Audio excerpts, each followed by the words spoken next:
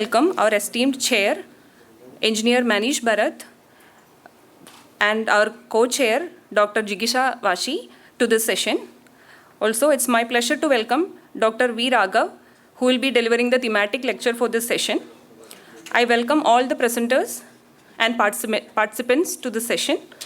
Now I request Engineer Manish Bharat to preside over the session. Thank you.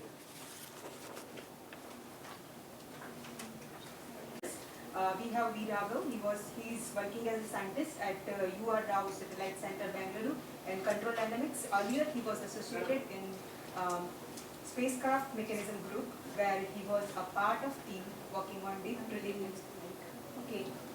Am I not audible? Anyway, we welcome you, V. Raghav. He is working as scientist at UR Rao Satellite Center, Bangalore, in Control Dynamics. Earlier, he was associated in spacecraft mechanism group, where he was a part of team working on deep drilling mechanism for upcoming lunar sample return mechanism of ISRO. We welcome V. R. Raghav. Stage is all yours. Operation is actually quite high when you do it batch-wise, because so far the weight of the soil was helping you push down, but now your mechanism has to provide that force. But doing it in batches also reduces your torque requirements from the other case. Now we also, as I was talking about the benefits of the analytical model, it lets us do the sensitivity studies, which tells us in which direction to move to let's modify or optimize our drill. And we identified these geometrical factors to be quite important when it comes to the forces that we had to provide through the motors. And this is the conclusion of the whole study. We've developed an analytical model that we've used to not only gain insights to drill optimization, but also quite the starting point for our actuator sizing. And we've enhanced the model to account for the new case that we wanted to compute for, that is drilling in batches. And then that's the concluding remarks. Now, we'd like to show you a couple of videos on our prototype. The mechanism on the right, on the left, you see is what we are calling an iris type mechanism. Now, since our core collection happens through the center, we need a way of holding or rather retaining the core as the drill comes up. And you come up with a iris mechanism inspired by camera shutters. And the one on the right is an operation of the drill.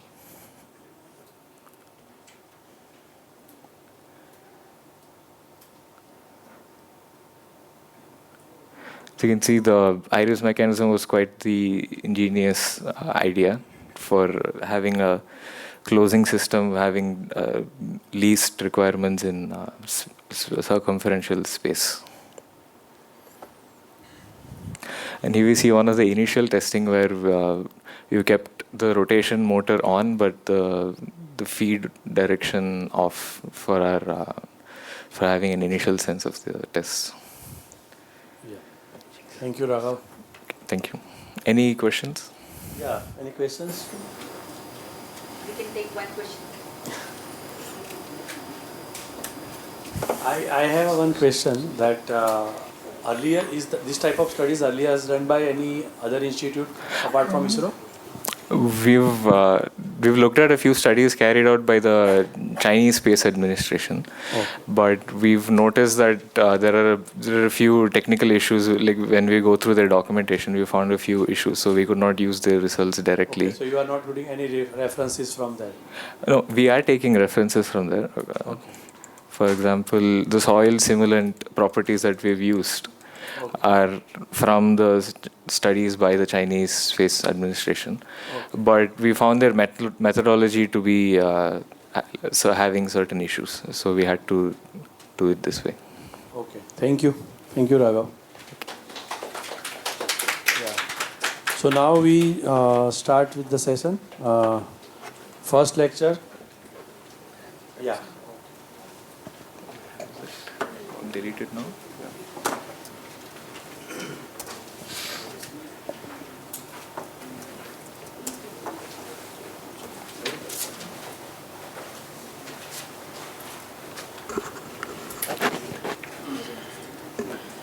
I'd like to invite Dr. V. Raghav once again onto the stage.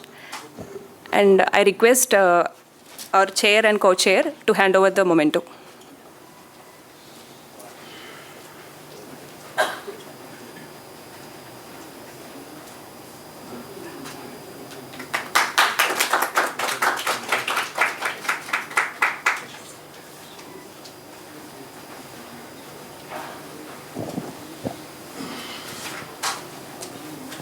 Our first presenter is numerical simulation of cone penetration in sand focusing on state parameters based interpretations.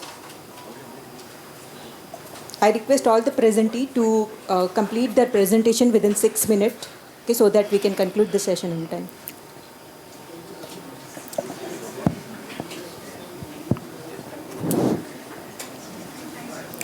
Good afternoon, everyone.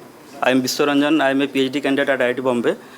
I will be presenting few initial results on our topic, on our study about numerical simulation of cone penetration, focusing on state parameter interpretation. The cone penetration test has been used widely to interpret the relative density of sand, but state parameter has an advantage over relative density because it captures both the density as well as the stress state of the sand.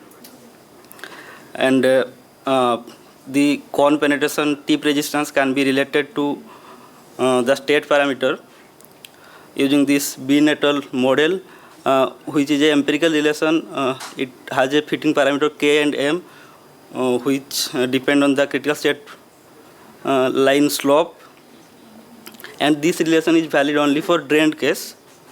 But cone penetration can be drained, on-drained or partial drained depending on the soil and penetration velocity as well as the diameter of the cone. We model this numerically, the cone penetration test we model numerically using the remeshing technique, arbitrary Lagrangian Eulerian. And for capturing the sand behavior, we used hypoplastic sand model. We took the experimental study from Booker et al., that is a centrifuge study. They did a 200 G with a 7 mm cone, and we modeled it in prototype 1.4 diameter of cone. At 2 relative density, they had the result, and we also modeled numerical 2 relative density. And as you can see, both the relative density are matching. Both the relative density QC profiles are matching with experimental data.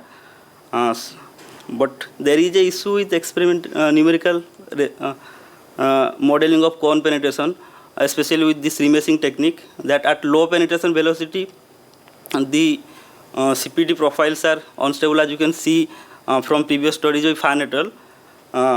As we decrease the penetration velocity, the cone tip resistance becomes noisy and unstable. This was an issue because we wanted to model the coupled, hydromechanically coupled simulation where you can model the drainage effects. So we need to have a control over this rate of penetration. To address this, we had used a modeling technique called mass scaling, in which we increase the mass of the critical elements so that we can increase the stable time increment, and that will ultimately result in less number of overall increment for the whole simulation. As you can see on the right, at very low penetration velocity, at 2.5 mm per second also it is stable and matching with the experimental data. By using mass scaling factor, we can maintain the natural time scale of the experiment. The same numerical model we used to run few more relative densities from 80% to 20%, and we related it to the state parameter,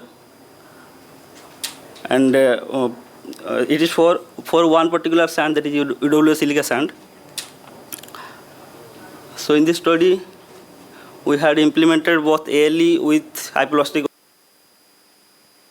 to model the cone penetration at drained condition, and the focus was on getting the stable penetration profiles at low penetration rates. So ongoing works include incorporating soil fluid interaction in the future. Thank you.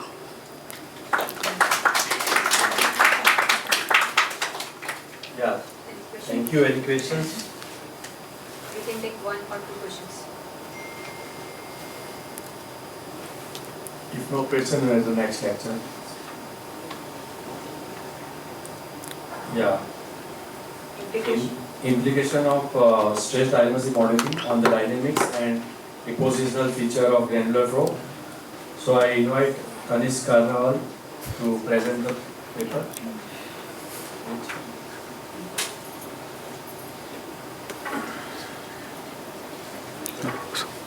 Good afternoon, everyone. I am Tanish Karanwal, a master research scholar from IIT Mandi, and I am here to present my work on implication of stress latency modeling on the dynamics and depositional feature of granular flow. Here are the contents which I will be going through the presentation.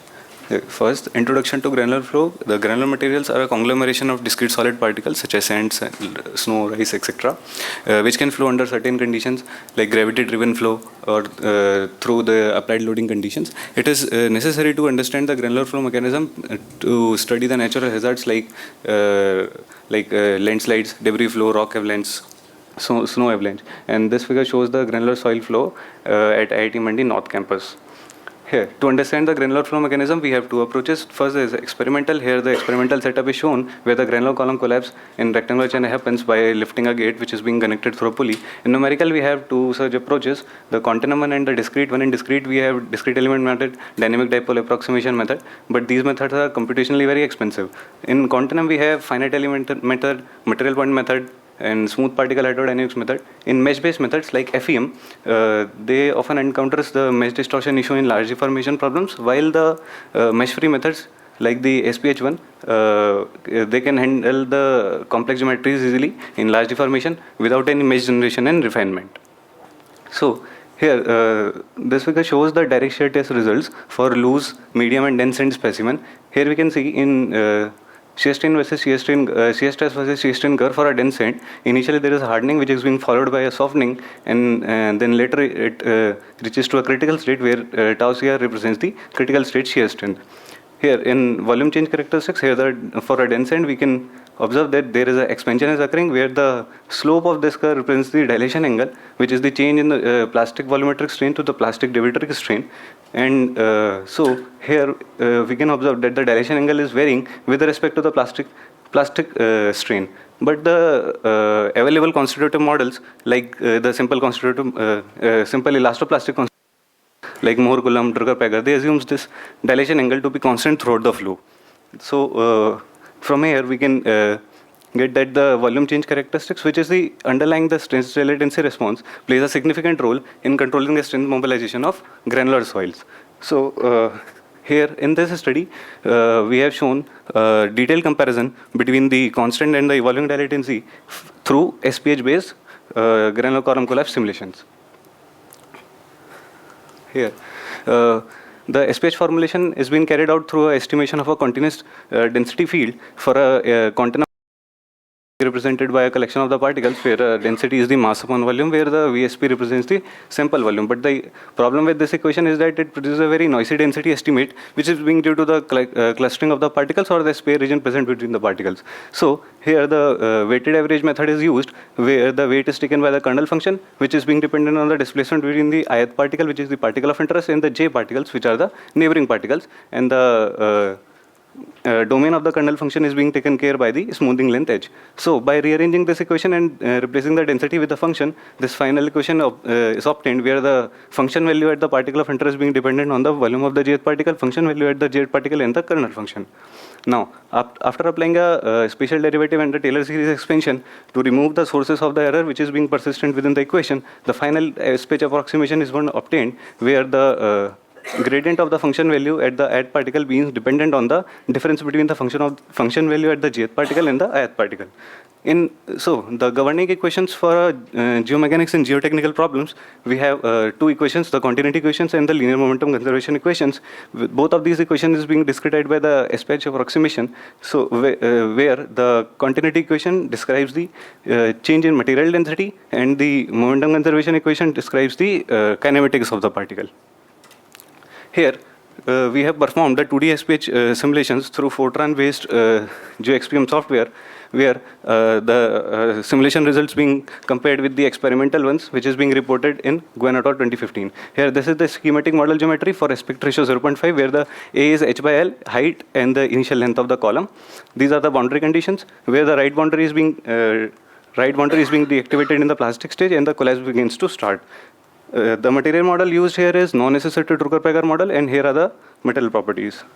Now, to calculate the time step size, the leapfrog integration time scheme is being used, where the time step size is governed by the CFL condition, which is the Courant-Friedrich-Levy condition. The delta T is C CFL H by C, where C is the sound speed with dependence on the material properties, and H is the smoothing length, which is 1.2 times of the delta X. Delta X is the interparticle distance or the lattice distance, where here the three comparative study is being shown by taking three different interparticle distances, 1 mm, 2 mm, and 4 mm, in terms of the free surface evolution. And it can be observed that the 4 mm one shows some numerical inaccuracy, but the 2 mm one is closely aligns with the 1 mm one. So the final particle distance selected here is 2 mm for all the SPH simulations, as it provides a balance of computational efficiency and accuracy.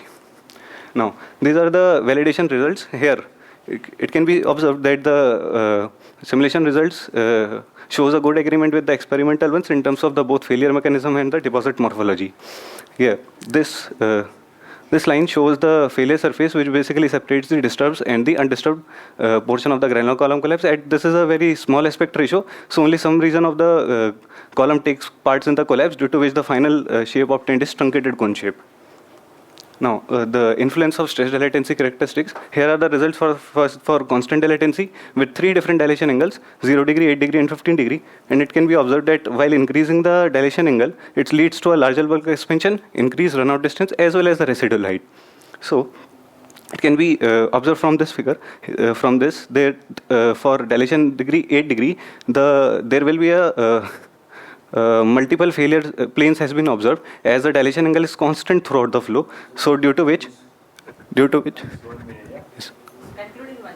Okay, so due to which the noisy deposit profile has been observed, and also it overestimates the runout and the deposit height. Now, for evolving dilatancy case, here the equation is psi equal to psi naught e to the power minus SF epsilon p. This equation is being added as a Fortran user-defined model and being embedded in a GeoXPM and run through a subroutine. So this equation basically ensures the evaluation of the dilation angle towards the critical state, where the SF is the scale vector parameter, which basically determines the rate of reduction of the dilation angle towards the critical state. And here, to calibrate this parameter, we have a wide range of SF values, 0.5 to 2.5, where for lower SF value, the dilation effect persists at the later state, due to which some noise is also coming. But at SF equal to 1 and further increasing to 2.5, it shows a more converged result. So the final SF value taken to be 1 for all the evolving dilatancy simulations. Here, these are the results for evolving dilatancy simulations for three different dilation angles. And it can be observed as a dilation angle reduces with respect to the accumulated plastic strain. The final the smoother deposit profile has been obtained, and also it gives more accurate predictions in terms of the runout distance and the residual height. So lastly, we have compared the failure mechanism for a constant and evolving dilatancy, and it can be observed that initially, at the initial stage of the flow, the more plastic strain has been observed near the toe region of the granular column, due to which it results in a high volumetric change and creating a flossy texture for a constant dilatancy case. As the flow progresses, the movement of the particle is more constrained with a high volumetric, with a high equivalent plastic strain for a evolving dilatancy case, because the dilation angle is reduces with respect to the accumulated plastic strain. For constant dilatancy case, it allows more rolling and sliding of the particles, due to which the final deposit morphology obtained here is more thicker compared to the evolving dilatancy, which results in a more compact deposition. Despite of these depositional characteristics, at any given time instance, the failure surface remains unchanged, which basically indicates that the failure surface formation is largely independent of the dilatancy evolution. Here are the conclusions of this study, and I would like to acknowledge the SARB grant for financial support towards this research work, and here are the references. Thank you. Thank you. Is there any questions? Come on. Yeah, no questions. The next one is uplift response of deep horizontal plate anchors in cohesion based soils. Somia.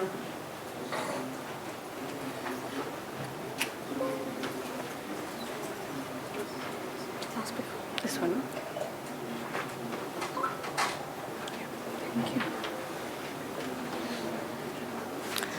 Thank you for the opportunity. Good afternoon, everybody. I'm Soumya, and I'm going to present on uplift response of deep horizontal plate anchors in cohesionless soil by a discrete element approach.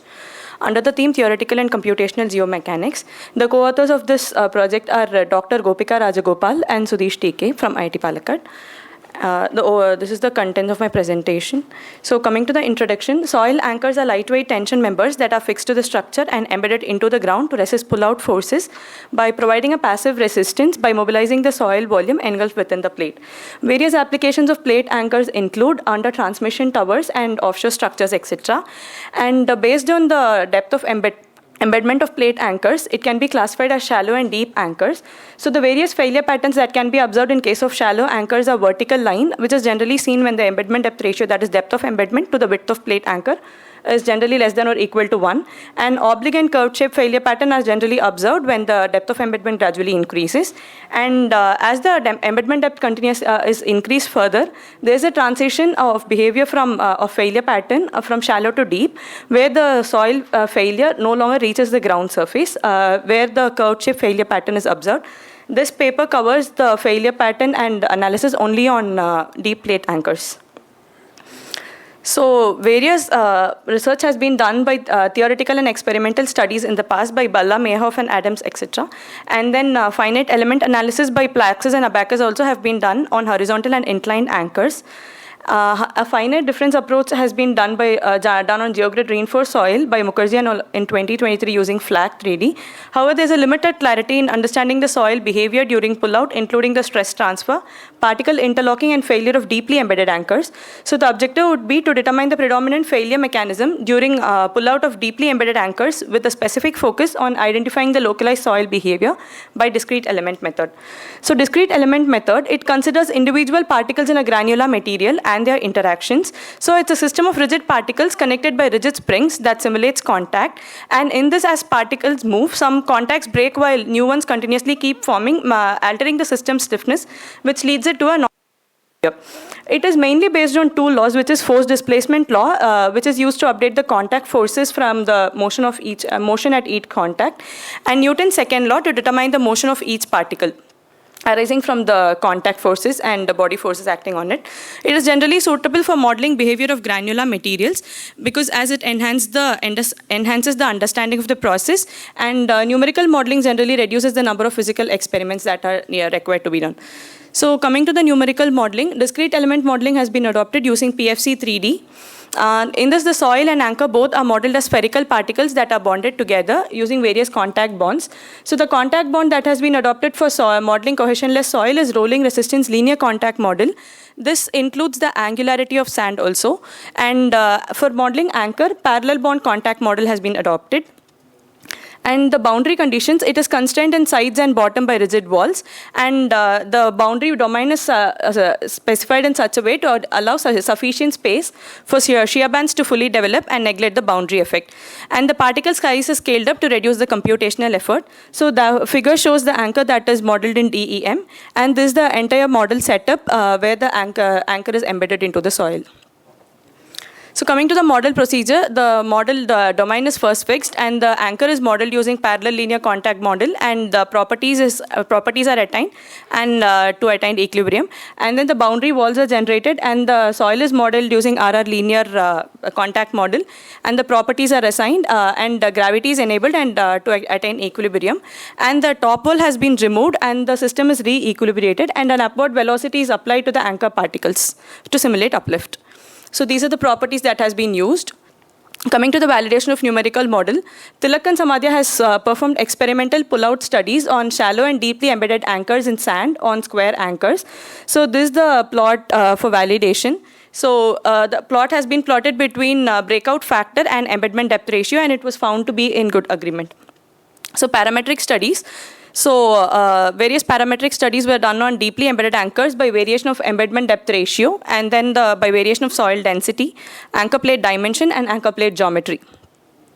So embedment depth ratio, the critical embedment depth ratio, that is the ratio, that is the embedment depth at which the behavior of anchor changes from shallow to deeply embedded anchors, was found to be between 3.2 to 4.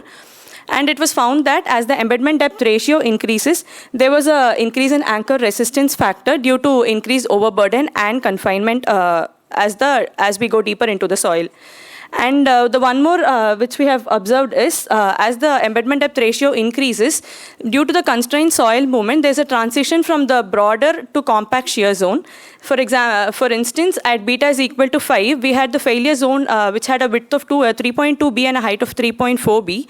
But when we compare the same with embedment depth ratio of 8, it gradually reduced to 2.1b and 2.2b. And then variation of soil density. So the variation of soil density in DEM can be done by variation of friction coefficient during or by variation of the porosity.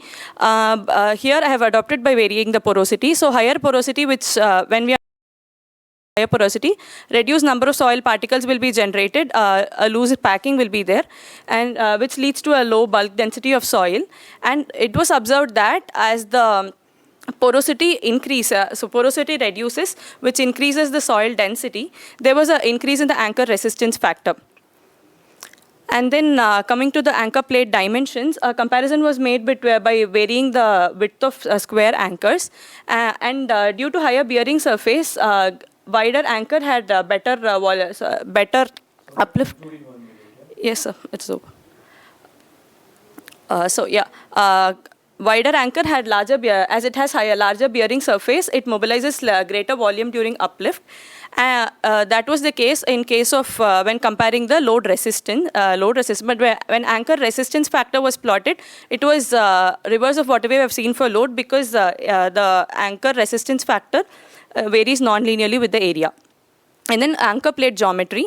So a comparison was done between square and circular anchors, and it was observed that uplift resistance was higher in square anchors compared to circular anchor due to corner effect.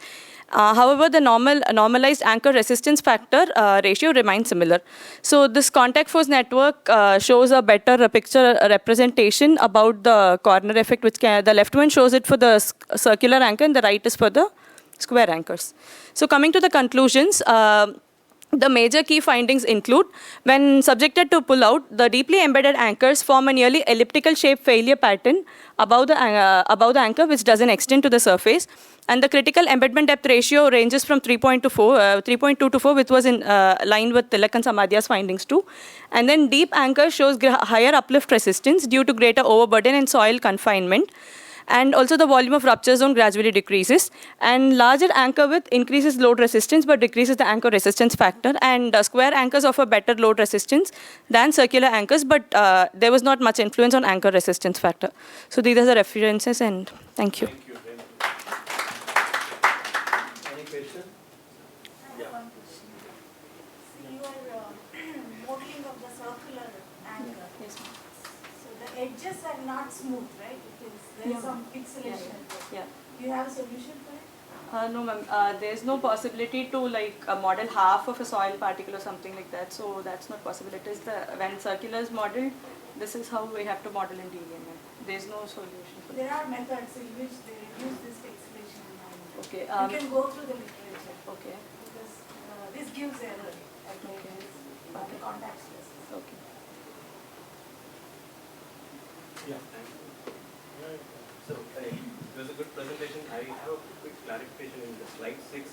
You said the rolling resistance considers the angularity of Yes. the particle. Is it angularity of the surface roughness feature? Angularity in the sense I mentioned, because here all the particles are like modeled as perfect spheres.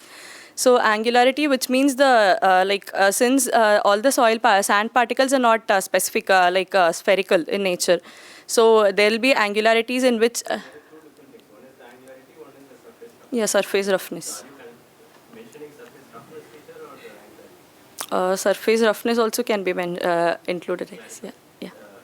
Go and look at it. The Yes, sir. second last question is like, see, the idea about using DEM is like we need to show more micromechanical aspects. Yes. Like you're showing all the platinum level features, but you can actually work on the post processing and Yes. get more details on so that what is happening when the pull-up is. Yes, sir. I think that will give you a lot of insights into what happens when you use different anchors. Okay, sir. Right? All Yes. this. Thank you. Thank you, sir. We have a next speaker is evaluation of multi-level morphology of 3D printed grains by KV Anushri.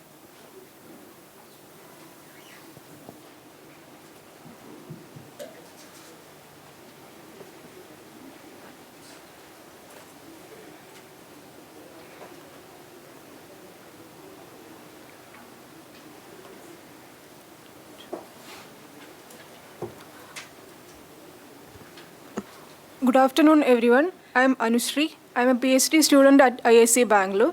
So today I am presenting our work on the evaluation of multi-level morphology of 3D printed grains. The work was carried out under the supervision of Professor Madhavi Lada at IISc. So the motivation behind this study was the challenges faced in the advancing field of geomechanics from micro to macro. So we know that granular assemblies such as sands are constituting thousands of grains with different size and shape parameters. And these grain scale parameters actually affect the macro scale behavior of sand, such as their packing, permeability, and shear behavior. So to understand the mechanism of soil at a foundational level, we have to characterize the individual contributions of these grain scale parameters on the macro scale behavior. However, this is difficult in the case of natural geomaterials due to their complex nature. To tackle this problem, we are adopting 3D printing, and 3D printing is a rapidly evolving technology employed in numerous fields. We are adopting this into this particular research by creating granular assemblies that are having desired shape and size parameters. However, this is a novel application and there are certain questions that need to be answered before carrying out further research. One of the important questions that we faced was to accurately evaluate how much of the shape parameters of a sand particle were accurately captured using 3D printing technologies. So we formulated this workflow for answering this question, which involved the selection of 3D printing parameters, then selecting a number of reference grains that are natural sand grains and printing the same using 3D printing, the selected printing technologies, then evaluating the morphology of the printed grains and comparing those with the reference grains. So the first step was the selection of 3D printing technologies. We selected 3 printing technologies that are the stereolithography or SLA, digital light processing or DLP, and polyjet. These are all resin-based technologies, meaning that we are containing a photopolymer resin in a container and then curing it with a light source, such as a laser beam in the case of SLA. In the case of DLP, we are curing an entire layer at once. And in the case of polyjet, we are dropping minute particles onto the build platform and then curing the drop particles. So we selected these technologies based on the parameters that are need to be considered for this particular application. The first one is that they offer sufficient resolution to recreate the fine morphological details of a sand particle, and also they are quick and affordable. So that is very important because we need to print thousands of particles to carry out an experiment. So then we selected a number of sand particles that are in the size range of 1 to 2 mm, and then we obtained the 3D geometry of these printed grains and converted that further into STL files to input to the 3D printers. So the specifications of the printers used in the study are as given. We can see that we have resolutions in the range of micrometers so that we can replicate the morphological details of a sand grain. Again, the materials used were those corresponding to the standard resins corresponding to each printer, and they're all quick and affordable. And the support removal process of polyjet in mold, removing it in a solution bath, and for DLP and SLA, those were manual removal. So after the reference grain were printed using the 3D printing technology selected, and these are the output. We can see polyjet printed grains, DLP printed grains, and SLA printed grains. After printing, we are obtaining the 3D geometry of these grains. So we are again carrying out X-ray micro CT scanning to get the volumetric image of the set of printed grains. And again, we are using image processing to get individual geometries. And we can see the reference particles and the printed particles of 2 example grains. We can see that there are some similarities and some differences between the morphology of these grains. So to quantify that, we are first evaluating the morphology of printed grains and reference grains. So we are considering size and shape parameters. For size parameters, we are considering the mean diameter, area, and volume. And for shape parameters, we are considering 2 sets of parameters. First set indicates the form of the particle or the overall shape of the particle that is described by the elongation and flatness indices, and that is calculated from the principal dimensions of the grain as given. Next, we are calculating the roundness and angularity index, which describe the mesoscale features or features one order below the form features. So that we are indicating using roundness calculated from the mean curvature of the corners, and angularity calculated from the polar radii of the grain and the equivalent axis ellipsoid. So after calculating the indices, we are comparing those with the reference grains. So we are using percentage error to indicate the error in any size or shape parameter, and we are also representing them using box plots. So the range of deviation of the box plot indicates the range of deviation of the error, and the closeness of the median value to 0 value is also considered. So in case of size parameters, we can see that the least error is therefore polyjet printed grains for mean diameter, area, and volume in terms of their range of deviation as well as closeness to median value to 0. So the error is less than 20% for polyjet printed grains. For SLA printed grains, the range of deviation is larger even though the median value is closer to 0. And for the form, we can see that polyjet and DLP printed grains have smaller range of deviation as well as closeness of the median value to 0, whereas for SLA printed grains, the range of deviation is larger. Again, for yeah, sure. Again, in the case of roundness and angularity, we can see that all 3 printing technologies have errors in the range of similar range, and the maximum error is less than 20%. Whereas in the case of angularity index, we can see that polyjet and DLP have smaller errors, whereas SLA printing has larger errors. So the key takeaways from this study are the size parameters were accurately captured by the polyjet printing technology, whereas the form of the reference grain were accurately captured by polyjet and DLP printing technologies, and roundness was accurately captured by all 3 printing technologies. At the mesoscale, the angularity features were reproduced by polyjet and DLP printing technologies. Thank you. It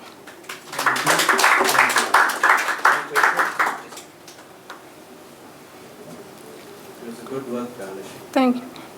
So I have 2 questions. Yeah, sure. So one is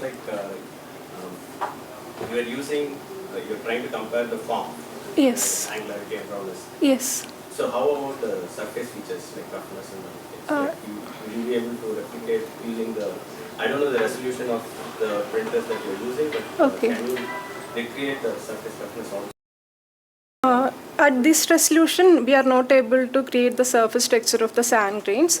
So we are not looking to replicate the surface roughness. But will that play a role? Yes, some role will be played. So the last question is like, you were using.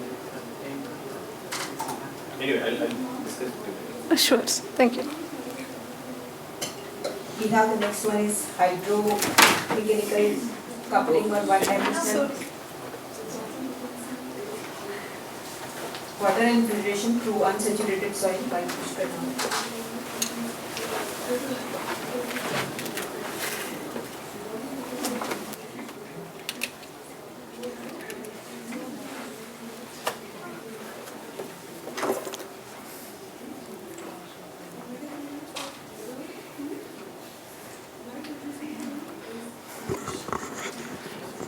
Good afternoon, everyone. Pushkar is not presenting. Actually, I'm presenting. Actually, it's his work itself. So it's about mechanical coupling of 1D water flow through unset soil. Now, these are the contents of the presentation. So first of all, the problem actually deals about the pore water pressure profiles, which will be be obtained on the unsaturated soil stratum when there will be infiltration or maybe evaporation or transpiration. This kind of phenomenon happens. We have only taken this infiltration into account. Now, in the unset soil, we know that there are these three phases: water phase, solid, and this air phase. Now, that creates a different kind of mechanics altogether in comparison to the saturated soil mechanics, in the sense that here, the conventional input minus output, right? What we take. Input minus this output, this is not actually equal to 0, what we consider for the saturated soil, normally for the steady state condition. So in unset soil, we have this play of this net normal stress as well as this matrix section. Both this tested variable kind of governs the soil behavior. Now, in unset soil, we are supposed to consider the SWCC, which talks about the relation of this volumetric water content with respect to the matrix section. Now, the volumetric water content which changes with the matrix section, this depends on the initial volumetric water content, that is like the volumetric water content at the saturated state, and then the desaturation rate, and then the residual states. So in a sense, there are like these three phases which completely governs the unset behavior. We are kind of focusing only on the desaturation phase. So this desaturation phase is where the soil moves from the saturation state to the residual state very quickly in this particular zone. So this is the zone where the water phase and the air phase both are kind of continuous in nature. So we are kind of considering only this zone. So along with SWCC, we are supposed to consider this hydraulic conductivity function, which talks about the relation between the permeability with the matrix section.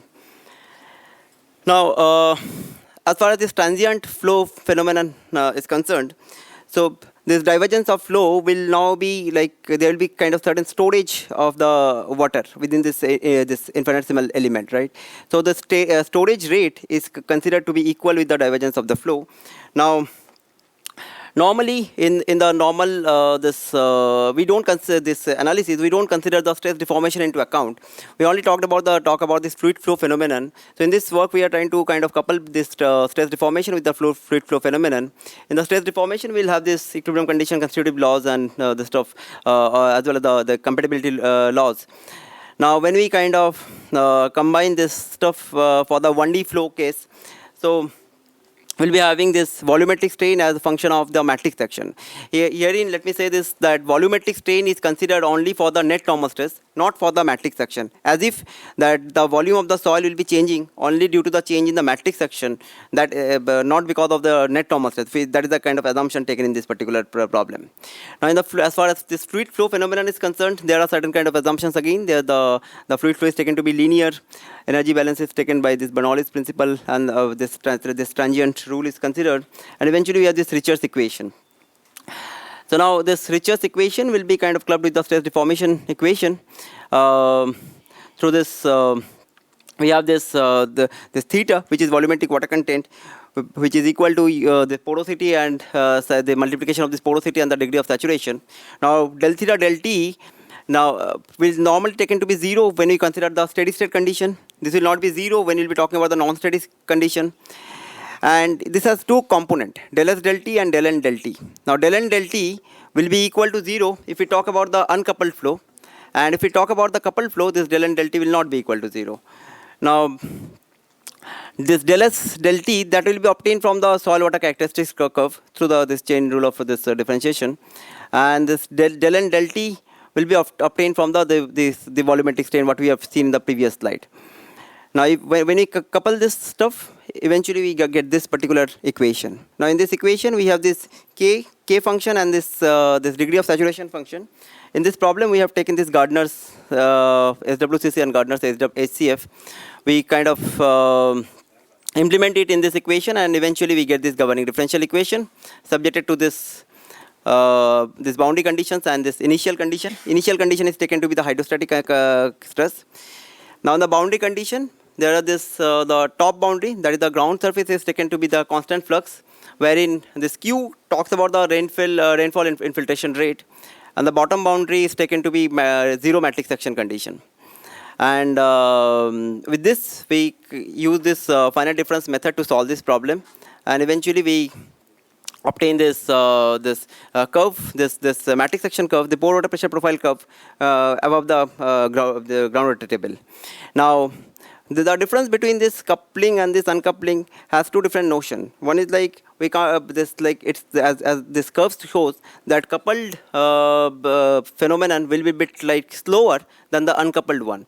So it's a kind of a journey from the initial condition, that is the hydrostatic condition, to the steady state condition.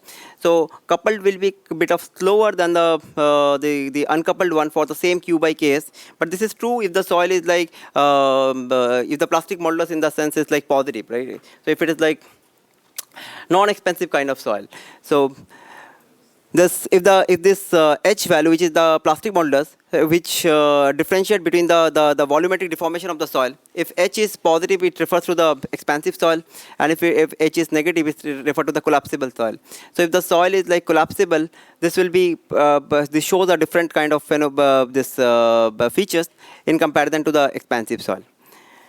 And then we have already also seen this parametric analysis is being done for different time, different alpha values, and as well as different theta values. So what we have seen that like if we change the matrix this year entry value, there is a huge kind of influence on the of this year entry value. If the year entry value is kind of lesser in that sense, right? So yeah, sure.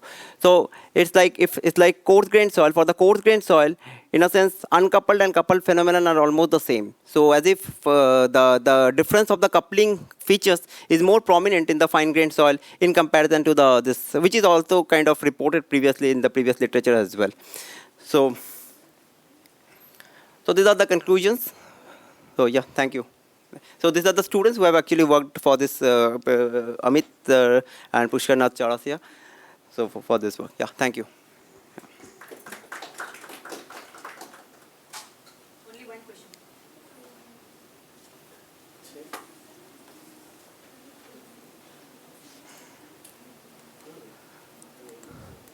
So, Manas, you were saying about so you're coupling, right? So, what is the time step you're using for? Delta T. Huh? Delta T, I suppose 10 to the minus 2 second or minus 3 second, yeah, something like that. Yeah, same. It's been taken to be same. So we have done that kind of this convergence kind of stuff. Yeah. So there is an influence. There is an influence of this time rate. Obviously there will be, right, which is there in any of this finite element. And but let me tell you this thing: the influence is more in the finite element rather than the finite difference. So that's what we have seen. That delta T is kind of more influencing in the finite element stuff.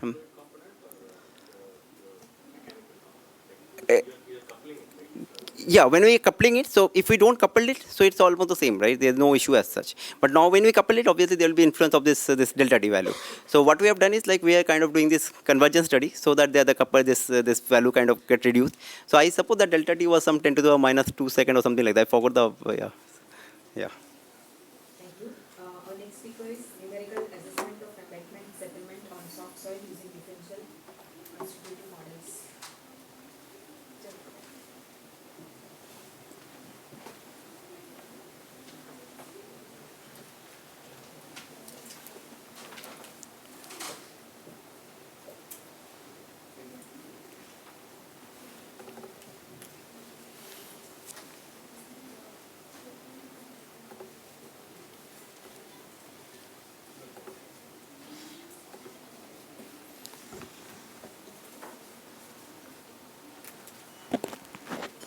Okay, my presentation is about numerical assessment of embankment settlement on soft soils using different constitutive models.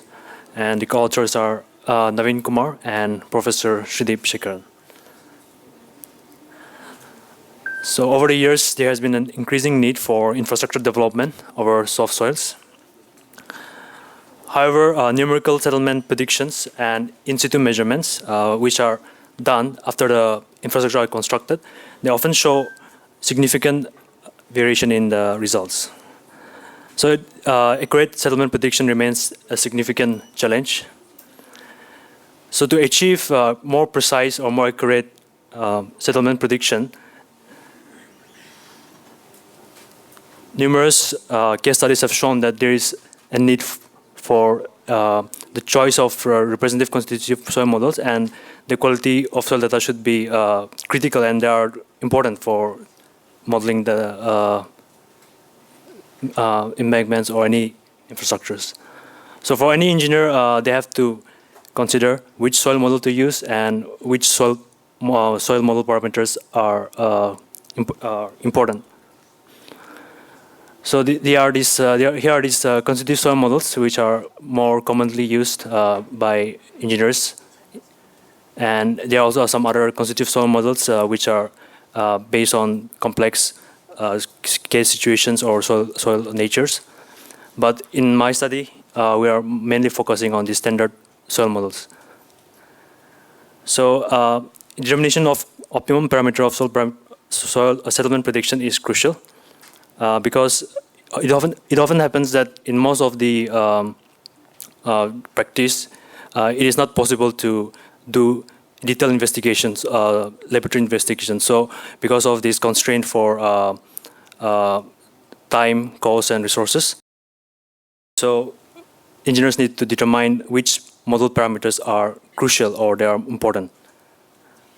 So literature studies have shown that OCR, over-consolidation ratio, friction parameters, and compressive parameters, they can significantly influence embankment settlement predictions.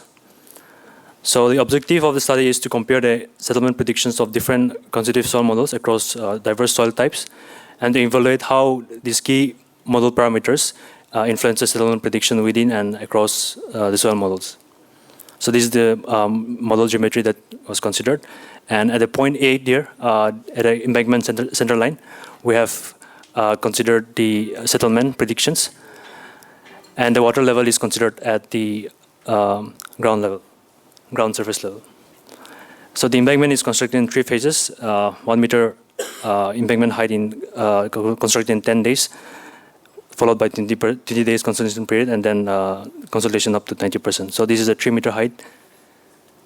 And here, since we are considering the settlement at this point A, the compression parameters primarily influences the settlement at the center line. So based on this, we have considered all these 3 or 4 types of models here.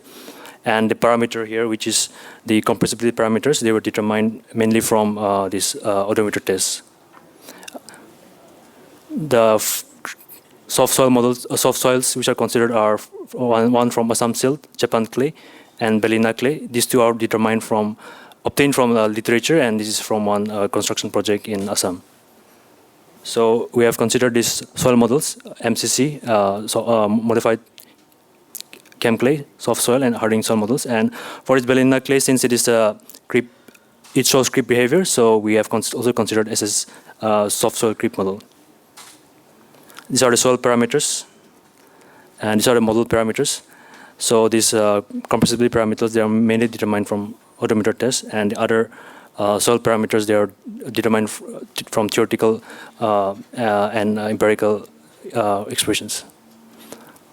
So these are the results. So we can see that there are these, here we can see the settlement and the time and different constitutive soil models. So this is for the 3 meter height embankment. And it is seen here that relative to the soft soil models,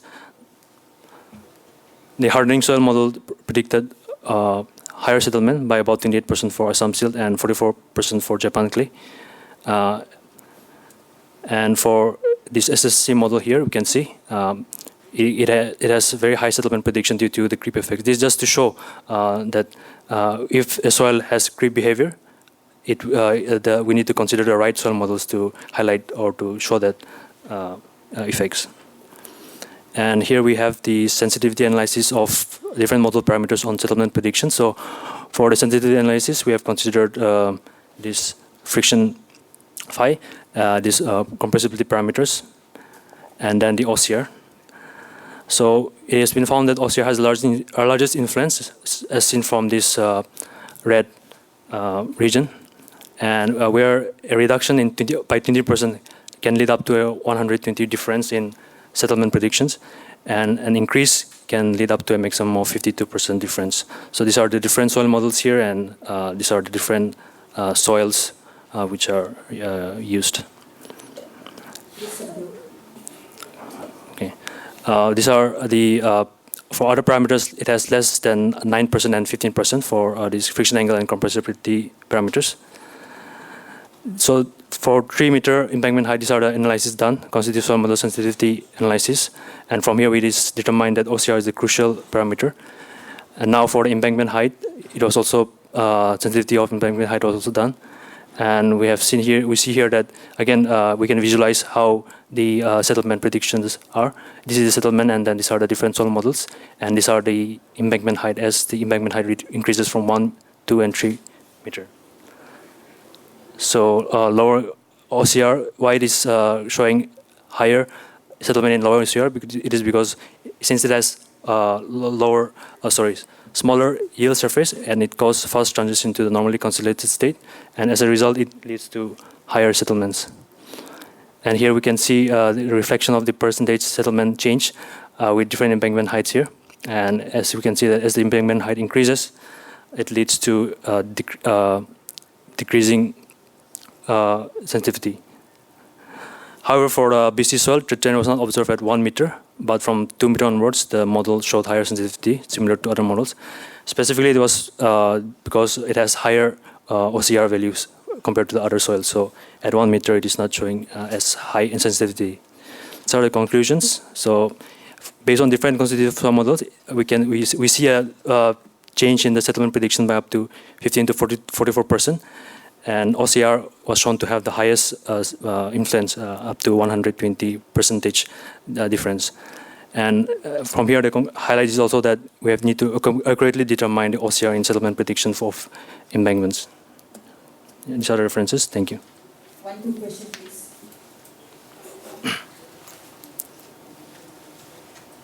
Yes, you can. You're using soft soil model, right? Yeah. Are you taking care of the CK value also? Pardon? Variability, you are taking care of the CK value. Oh yeah, like we are in this study, we are determining the final settlement. So we are not determining the rate of the settlement. So we have taken probability value, but those are just hypothetical values which are reported from the literature. Yeah, because for soft soil, this soft soil model is like more accurate, right? Because you can include that CK value and you incorporate the CC value and CS value. So I think soft soil model is more accurate for soft. Yeah, we have used that model, and we have also compared with other different models, right? Like, and from the odometer test results, we have determined the critical parameters, which are the compressibility parameters.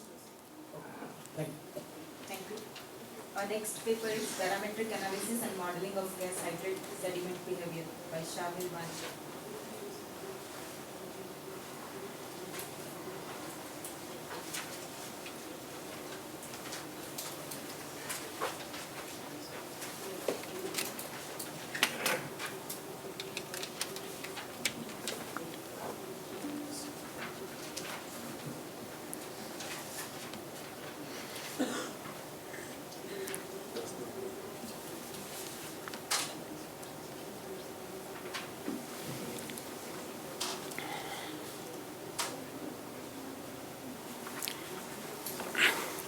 Good afternoon, everyone. I am Sahilwani, and today I would be presenting parametric analysis and constitutive modeling for the gas hydrate sediments.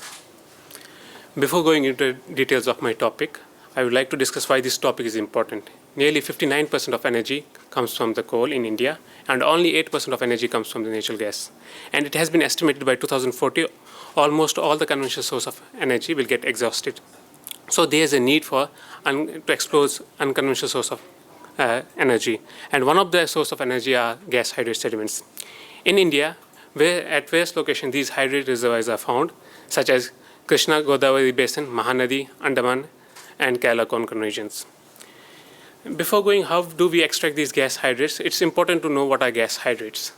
Gas hydrates are a crystalline compound having a gas molecule entrapped inside the lattice of the water molecule, and they are stable at the high pressure and low temperature conditions. Perturbing these conditions through depressurization and thermal changes, the hydrates in the reservoir will dissociate, which can lead to several risks, such as wellbore instability, submarine landslides, seafloor instability. And in the early extraction at the Norwegian and Nankai Basin, there were some geo risks such as landslide subsidence. And this is because due to the depressurization of the wellbore, there's a hydrodissociation, and due to the hydrodissociation, there's a loss of stiffness in the hydrate zone. So in order to numerically simulate these gas hydrate reservoir simulations, we need to have a constitutive model which can fairly realistically predict the behavior of the gas hydrate sediments. So before going into details of the constitutive model, I would like to discuss some basic terminology for the gas hydrate sediments.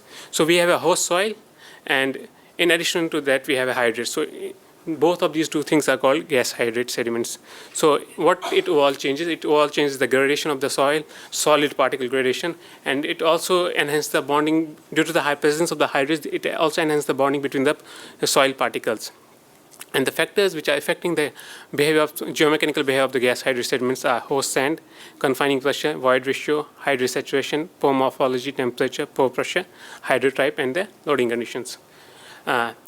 This is a typical phase diagram for the host soil. We all know from the basic soil mechanics course, we have three phases: soil, solids, water, and void ratio, air. And for the gas hydrates, we have additional one phase that's called hydrates saturation. Volume of hydrates is represented by VH, and the hydrate saturation is the ratio of the volume of hydrates divided by volume of voids. So for the constitutive relationship, we have used the HIS framework, where we have the yield functions as a function of hydrate saturation, which is shown in terms of PCD. So you can see with the increase in hydrate saturation, your yield surface increases. And here there is an incorporation of the subloading ratio. The importance of this subloading ratio is in a pure cam clay, like my colleague initially mentioned, he has used MCC model. And the basic drawback of that model is like it highly overpredicts the behavior at high OCR values. So for that, the subloading ratio factor is there, which gives a smooth transition from the elastic to the plastic phase. So by incorporating the subloading ratio, you will see some kind of behavior like this, which actually dissipates the energy with the subloading ratio.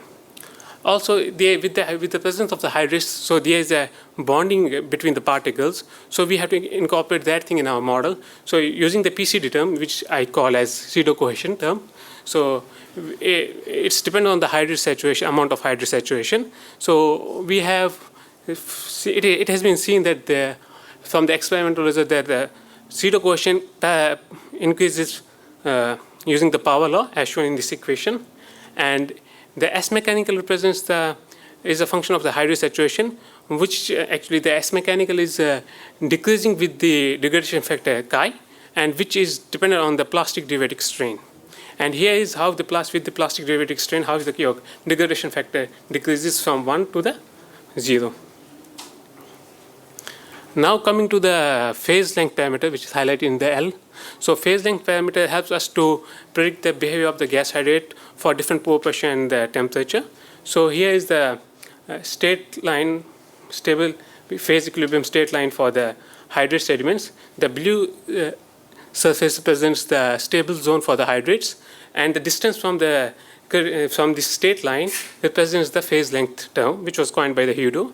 And what we found is like this distance is the key factor in order to predict how increased is in the stiffness and the strength of the hydrate. So this is called the phase length parameter. It is the shortest distance between the state line to the current position of the hydrate sediments. So overall, we have soil parameters as shown towards the extreme right, and hydrate parameters. So we'll try to understand how these hydrate parameters affect the behavior of the gas hydrate sediments. So, for example, the yield function is having the subloading ratio. With the initial value of the subloading ratio from 0.1 to 1, you can see how your gas hydrate sediment behavior under triaxial condition changes from the ductile to the very brittle. You can see a very high kinky response at the very high value of the initial subloading ratio. Also, you see I also mentioned that the subloading ratio evolves with the time during the shearing. So that can be controlled by the factor U, which also helps us to, you can see with the increase in the U, there is an increase in the derivative stress as well as the dilute response. And the pseudo cohesion factors A and B. We changed the A and B in such a way that our PCD value remains constant, and it was observed that with the increase in the values of the A and B, your stiffness and the peak value of the derivative stress decreases, and it becomes less dilative. And if your stiffness degradation factor decreases, so your softening response is much higher. The similarly is with the Kp value. It can control the pore pressure and the temperature. With the increase in Kp, there is an increase in strength. So here's how our model. We have validated our model and checked the performance. Yeah. So it's for different temperature condition, for different pore pressure, and for different hydrate saturation. We also validate our model for for 3 different cases where we dissociate the hydrate during the triaxial condition. So firstly, we dissociate the hydrate before shearing. You can see our model is predicting well. The second condition, we shear up to 1%, then dissociate the hydrates, and then again shear it. And you can see that up to 1% there is an increase in the peak strength, and after that there is a plateau offline. There is no change in the shear strength. But once after reaching the 9% of the strain, there is an increase in the shear value, and that can even the good thing about our model is it's able to predict that small increase in the value of the derivative stress.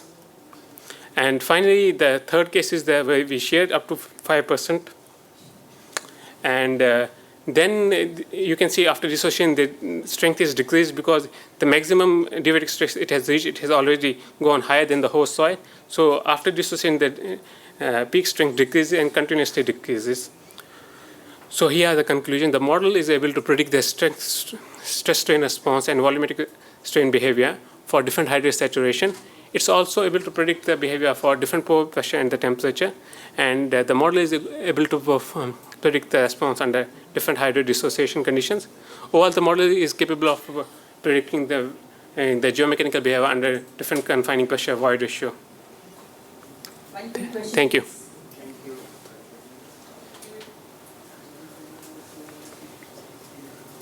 Our next paper is Modeling of Soil Erosion Using Discrete Element Method, Challenging and Limitations.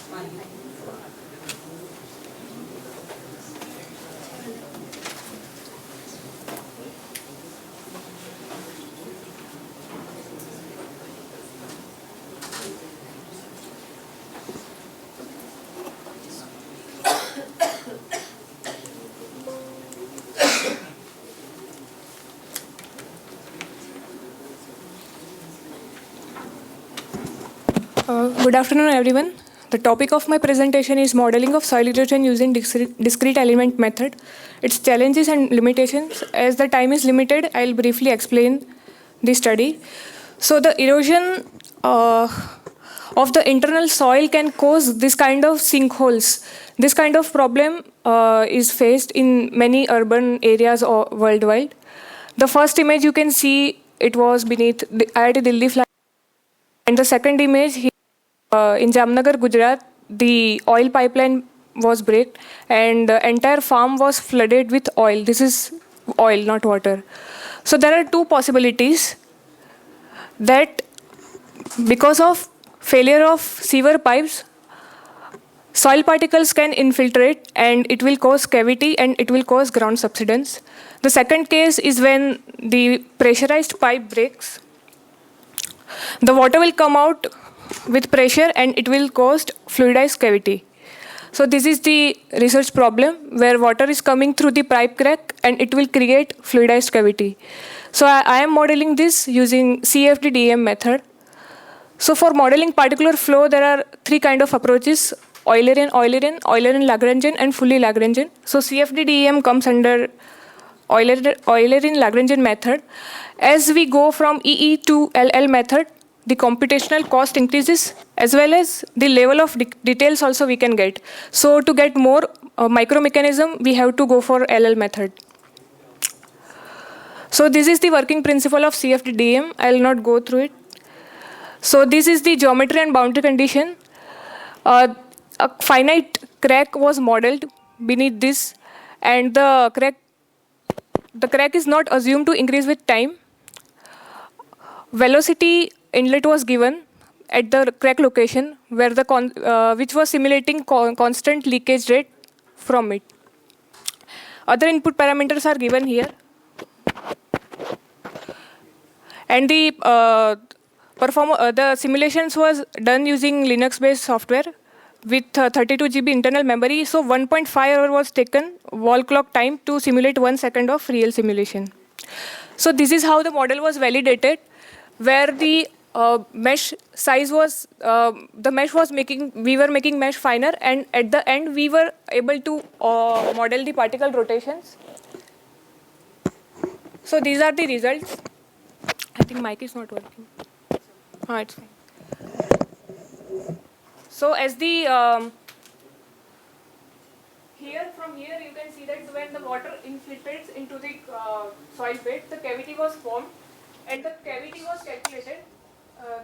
The cavity was quantified using solid volume fraction, which is volume of solid divided by the total volume of cell. So the entire domain was divided into finite cells. So in one cell there will be solid and fluid.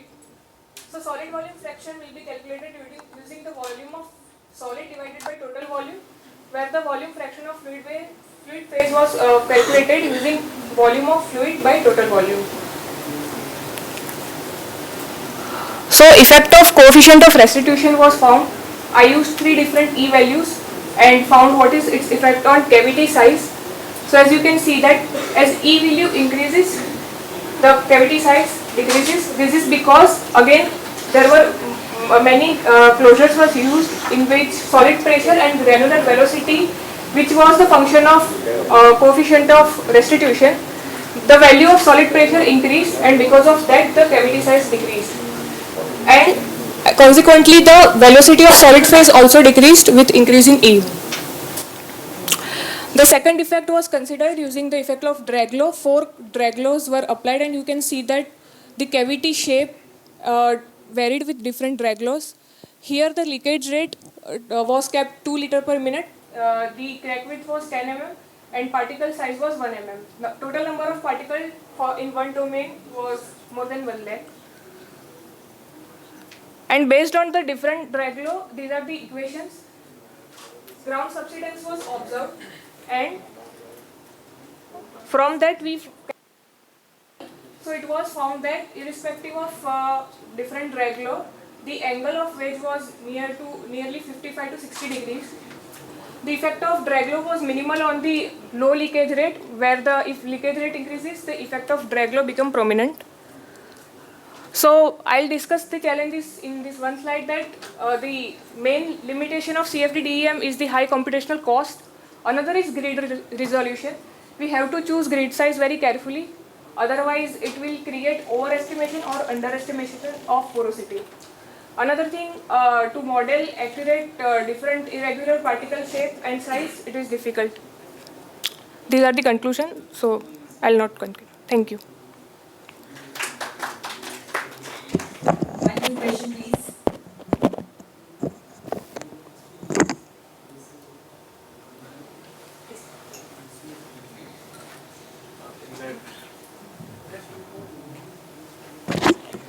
The mesh that you had shown, I noticed that the size of the meshes had approached a smaller size towards the boundary. Yeah. It was in a cross shape.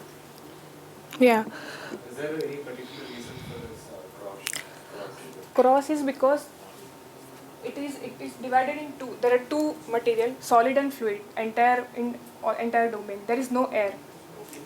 And to model to check the surface, topsoil surface deformation, that is why there is the interface between water and soil. I have to find the mesh at the interface. That is why.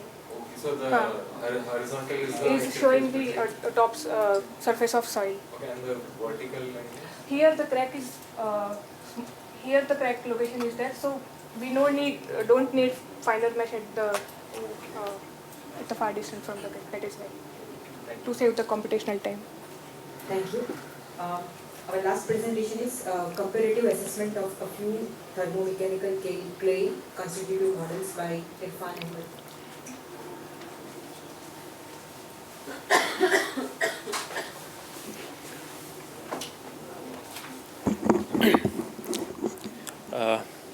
Good afternoon, everyone.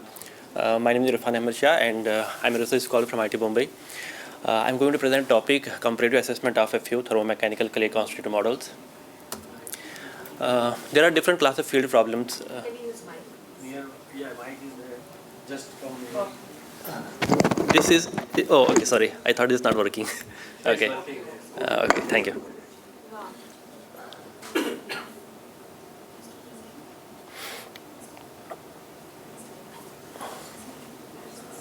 Okay, thank you. So there are different class of field problems where soil is subjected to elevated temperature. For example, in the case of geothermal piles, a circulation tube is installed for heating or cooling a building. So when we operate a geothermal pile, the soil is subjected to some temperature fluctuations. Similarly, in case of buried pipelines which are used to exchange hot fluid in the offshore environment, or in case of nuclear waste repository, the soils are subjected to some elevated temperature. So the main challenge in this area is to model the response of the soil under thermomechanical loading condition. It also includes capturing thermo-hydromechanical interactions and different sets of thermo-hydromechanical coupling. At the end, we are interested in capturing the performance prediction of a geostructure under such thermomechanical loading conditions. So here I will give a brief overview of thermo-hydromechanical coupling. Saturated soil is it consists of soil solid and pore water, and because of differential expansion coefficients of soil solid and pore water, the pore water try to expand more as compared to soil solid, and this will result in the initial development of excess pore water pressure. Due to the dissipation of heat, there can be thermally induced flow because the hydraulic conductivity and viscosity is a function of temperature. So after the dissipation of the pore water pressure, there can be final consolidation, and it can result in the densification of the soil. These are the governing equations in a fully coupled THM analysis. It includes heat transfer equation, hydraulic flow equation, and the momentum balance equation. So I'm showing here the different sets of equations where I have shown how the different couplings are getting involved in these equations. I will not go in detail of these equations. So I will start with the isotropic mechanism. Like this is the generation 1 model where the main aim was to capture the consolidation response of the soil. So it has been observed from experimental data that when we heat the soil, it will result in the change in the pre-consolidation pressure. Usually this response was captured by shrinking the yield surface, and the thermoelastic zone is getting shrunken when we heat the soil. This model was successful to capture the volumetric response of the soil at different stress states. For example, if we have a soil at heavily overconsolidated state, it will show, when we heat the soil, it will show an expansion because it is inside the yield surface. However, when the soil is at LOC, light overconsolidated state, it will show an initial expansion. Once it reaches the yield surface, then it will follow the consistency condition and take the yield surface with it. So because of which the hardening will happen, and it will show an initial expansion followed by contraction. Similarly, in case of N3 soil, it will show thermal contraction because of the evolution of the yield surface. This evolution of yield surface due to heating is termed as a thermal consolidation, thermal hardening. So this was the generation 1 model, and the extension of this model was carried out in the critical state framework, where the aim was to capture the shearing response of the soil. So I will explain briefly here 3 sets of thermomechanical models in the Dewey-Turk mechanism. The first is the Wang model. This was developed in the Zhejiang University in China, where the yield surface is similar as that of the modified CAM-clay model, and they are introducing the isotropic hardening by modifying the pre-consolidation pressure.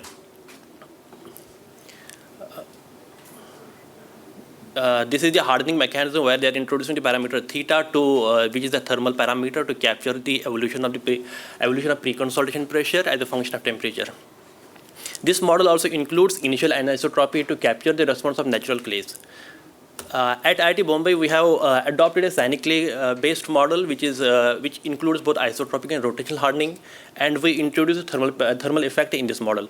So the introduction of thermal effect is introduced at two different levels. One, by modifying the pre-consolidation pressure, which is an isotropic hardening mechanism, and then we are also introducing the rotational hardening mechanism, which is rotational hardening as a function of temperature by modifying the parameter C. Here I have shown the equations for the yield surface, plastic potential, and hardening laws.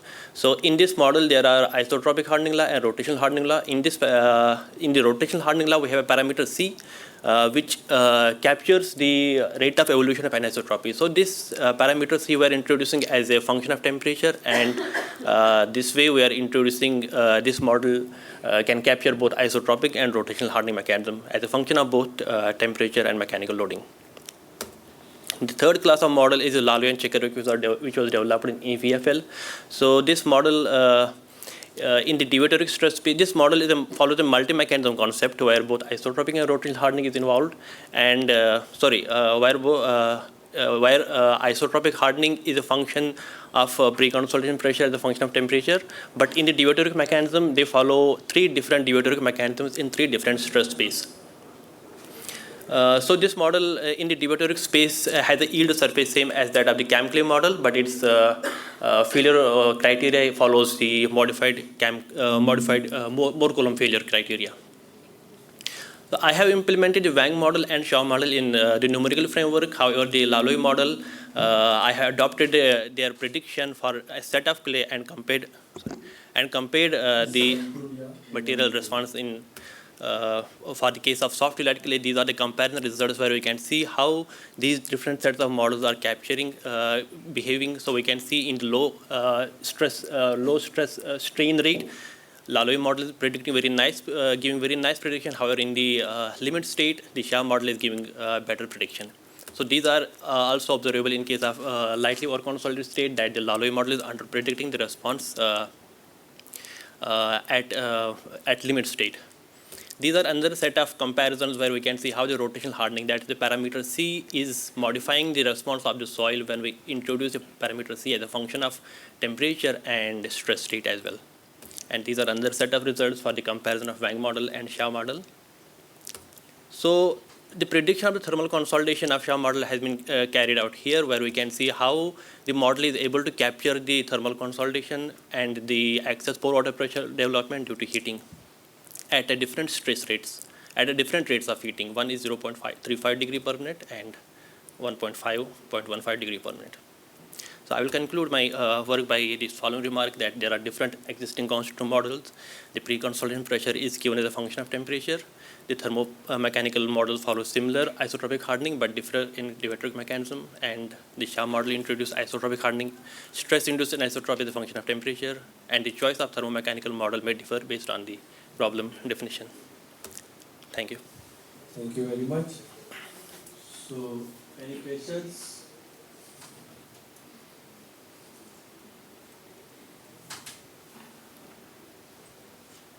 No questions?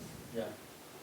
So, thank you very much. We are actually concluding this session. It's a very interesting session by one thematic lecture and 9 papers presented here by covering a various topics for numerical and computational analysis for geomechanics, different applications. Uplift response of the plate anchor of the differential erosionless soil, modeling of soil erosion using BEM, evaluation of multi-level morphology of 3D printed grains, numerical assessment of embankment settlement on soft soil, and finally it is really a very interesting session. Thank you very much and best of luck to all the researchers. Thank you very much.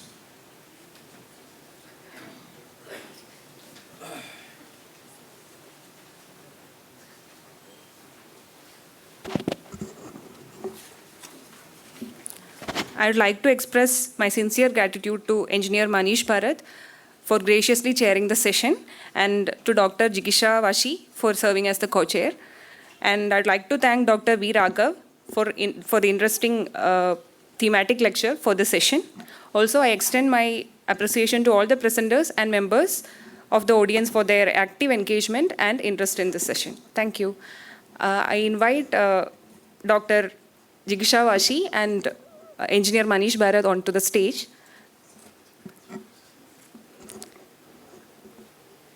I request Professor Prasenjit Vasu to hand over the memento to the chair of the session, Engineer Manish Bharat.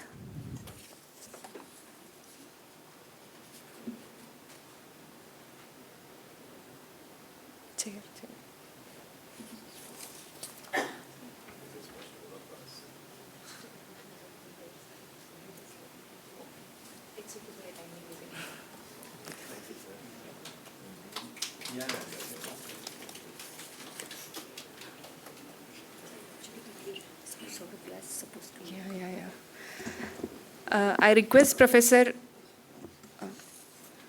I was planning to call I request Professor Shantaram Chatterjee to hand over the memento to our co-chair, Dr. Jigisha Vashi.